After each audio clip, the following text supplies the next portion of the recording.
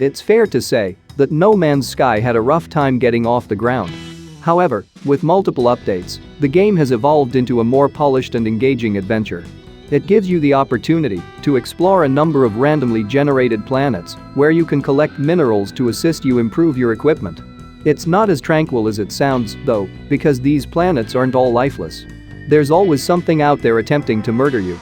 And you'll have to rely on your wits and whatever tools you have to survive the attacks while still attempting to make the planet habitable.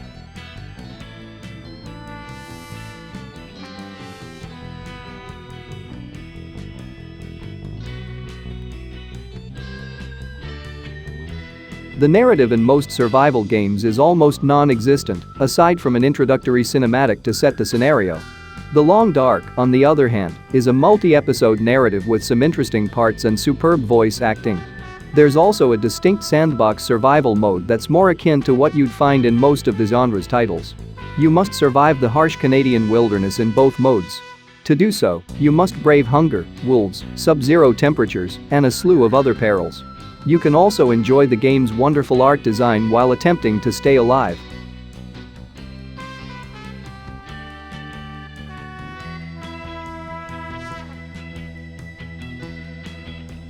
Frostpunk is unlike many other games in this genre in that you are not only responsible for yourself or a small group of people. Instead, you'll be in charge of a city full of people whose world has been wrecked by global warming. It's a survival game as well as a city simulator in which you must manage resources and people. You'll have to make some tough decisions along the way, and they won't necessarily make you popular with the crowd. However, sometimes making the unpopular choice is the best way to keep people alive in the long run.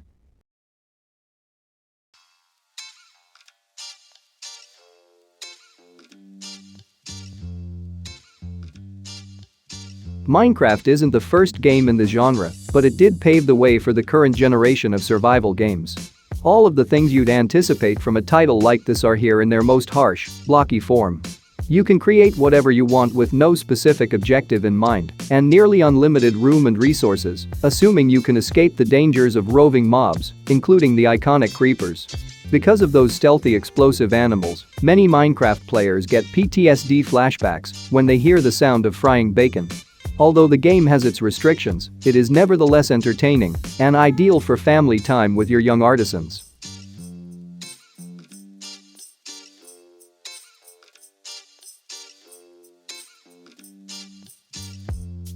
Terraria arose straight from the popularity of Minecraft, and it makes some comparable compromises in terms of a block-based environment. Terraria, on the other hand, severely restricts the world by limiting it to a two-dimensional structure. It compensates for this limitation by providing you with a larger variety of monsters to combat. You may summon a number of epic bosses and powerful waves of outlandish monsters by creating magic artifacts. You can also trade with a large number of well-developed NPCs. They will also occasionally provide you tidbits of knowledge and tasks. Another great game to play with the family.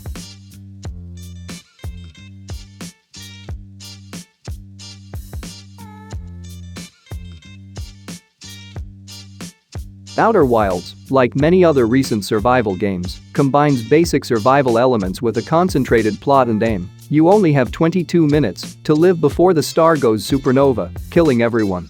Don't worry, you'll have plenty of opportunity to die in a variety of ways, including crashing your spaceship, running out of oxygen, or being eaten by hazardous creatures on the planet or in space. You'll die a lot, like in other time loop games, but at least you'll receive one of the most pleasant death sequences. Your life will be replayed in front of your eyes.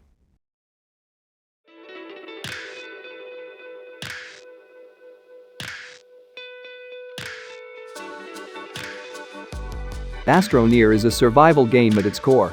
You traverse the worlds of your solar system, collecting resources that allow you to research and develop ever more complicated technology with no time constraints or set goals. Even though there are no creatures in this game, only plants, you are not immune to danger. The flora can kill you with poison, explosions, and impaling spines, but it's also simple to become lost, especially if you go into tunnels.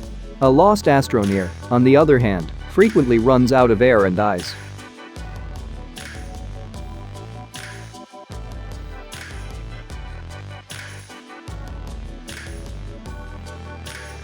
State of Decay 2 is a zombie horror survival game set in the post-apocalyptic future.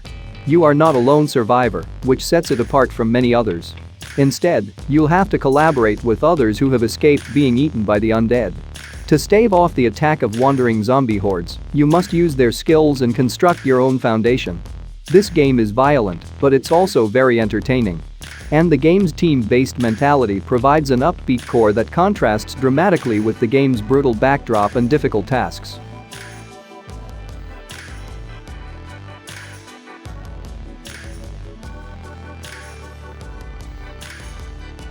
The subtitle of Ark isn't just a marketing ploy, it accurately describes what this game did to the survival genre. It's difficult to stay alive when you're virtually nude in a planet full with dinosaurs. Dilophosaurs are small, but they're ferocious, and you'll die a lot until you figure out how to make the weapons and tools you'll need to defend yourself. However, as your skills improve, the game becomes more challenging, especially as you learn to build shelters, transportation, and, most importantly, train dinosaurs. From the back of a baryonyx, you can truly dominate the land.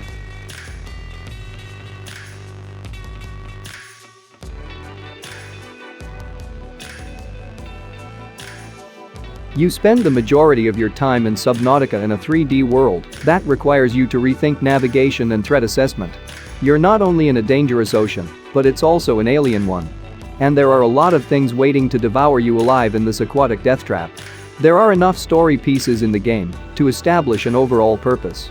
The survival components, on the other hand, are what make this game so exciting. The thrill of winning, the satisfaction of creating something worthwhile, and the horror of being hunted are the most pleasant components of the experience.